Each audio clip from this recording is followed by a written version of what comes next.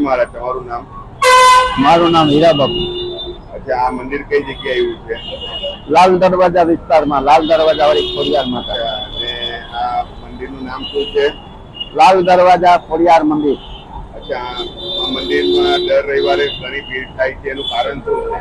કારણ કે માતાજી બહુ સાક્ષાત બિરાજે છે, સર્વે ભક્તોની મનોકામના પૂરી કરે છે.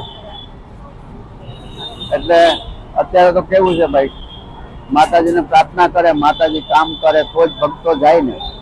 કામ નહીં થતો હોય તો કોણ જાય? માતાજીના પરચા કોઈ? પરચા તો હોય ને, પરચા વગરનું કઈ માતાજી થોડા બેસેલા હોય. અમારે બાપા હતા, બાબુ બાપા, એ અહીંયા ખોખાનો ધંધો કરતા ફૂટપાથ પર. મંદિર નહીં હતું તે અહીંયા ઉઘાડ પગારની વાડીમાં ગયેલા, મજૂરા નાખીને અહીંયા ખોખા બનાવતા. અત્યારે જે ફેક્ટરીઓની અંદર જે વિદેશોમાં બધે પાર્સલ થાય, પૂઠાના બોક્સ છે, પ્લાસ્ટિકના બોક્સ છે, એવા બોક્સ બને. પેલા લાકડાની પેટીઓ બનતી મોટી મોટી. આ મંદિરમાં બે હમાય એવડી એવડી અમારા બાબુ બાપા બનાવતા મજૂરો નાખીને. એક દિવસના સમયે આ ઉઘાડ પગારી વાડીમાં ગયેલા મજૂરો માટે. આ બધા દોસ્તારો ભેગા થઈ ગયેલા તો બધા બેસી ગયા રાતના 1:30-2 વાગ્યા સુધી. ઘડિયાળમાં જોયું કે ભાઈ રાતના 1:30-2 વાગી ગયા, હવે આપણે જુદા પડીએ. તો અમારા બાપા બહાર નીકળ્યા ને રોડ પર આવ્યા તો પછાડી એમને માતાજી હતા ને અગાડી એ આવતા આવતા મારા બાપા આ બાજુ તરી ગયા, માતાજી અંદર ચાલ્યા ગયા.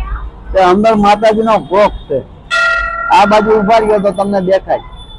અંદર એ ગોખ ની અંદર માતાજી હમાઈ ગયા. ને અહીંયા તો બહુ મોટો બોરડીનું ઝાડ હતું, બહુ મોટો મધ પૂરો હતો. રાતે તો એવા ટાણે શું જોવાનું. પછી સવારે એ રાતના ઘરે ચાલ્યા ગયા પટેલવાડીમાં. પછી અમારા ગરીબાને એને વાત કરી કે ભાઈ આવો મને પરચો માતાજીનો થયેલો. સવારે 2 માણસ આવ્યા નાઈ ધોઈને, બોરડીનું ઝાડું જરાક આમ તેમ કર્યું, જોયું તો મારી પર ગોખ હતો બહુ લાંબો. આવી રીતનો લાંબો ગોખ હતો. આમ કરીને આમ જોવો ત્યારે એના દર્શન થાય. તો અંદર માતાજી બિરાજે જ છે હજુ. પછી પૂજા કરી દીવાબત્તી, પછી આખો દિવસ કામ કર્યું, સાંજે પૂજા કરી, સાંજે માતાજીને પ્રાર્થના કરી કે ભાઈ માં તમે અમારી સેવા પૂજા લેવા માંગતા હોય તો આ જે મધ પૂરો છે એ મારી બેસી જવો જોઈએ. સાંજે માતાજીના દીવા કરી અને ઘરે ચાલ્યા ગયા.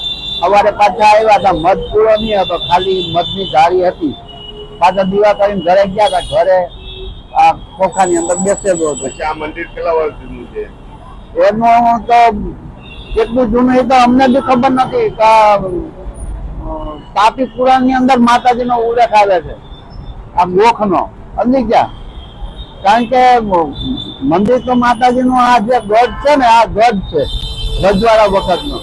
એટલે 1000 વર્ષ પહેલાનું જૂનું મંદિર છે. અંદર જે ગોખમાં માતાજી બિરાજે ને આ તો પછી સ્થાપના કરી. બાકી આ તાપી પુરાણ ની અંદર માતાજીનો ઉલ્લેખ આવે છે એવું બધા ભક્તો કે, મેં નથી વાંચ્યું, સમજી ગયા? આ માતાજી બહુ સાક્ષાત બિરાજે છે અને બધા ભક્તોની મનોકામના પૂરી કરે છે. માતાજી ઉપર શ્રદ્ધા વિશ્વાસ રાખે તો માતાજી બધાની મનોકામના પૂરી કરે છે.